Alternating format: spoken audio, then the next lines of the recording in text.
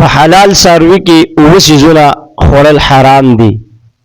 یو دم مسفوح یعنی روانه بهیدونکې وینه، او دویم د تشو متیازو ځای یعنی د څاروي ذکر او فرج، او دریم نمبر خصیتین یعنی د مذکر څاروي انډې.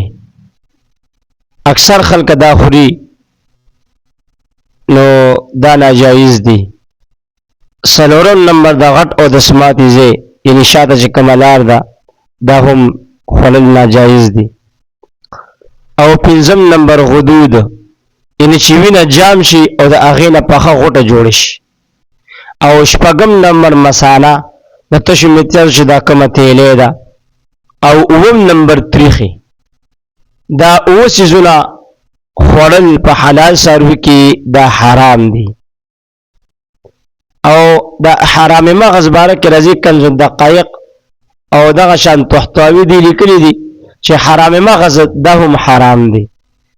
حرام مغز څه شی دی؟ دا د ملا په دې اډوکي کې دننه چې کوم دا سپین رګ وي دې ته حرام مغز وایي.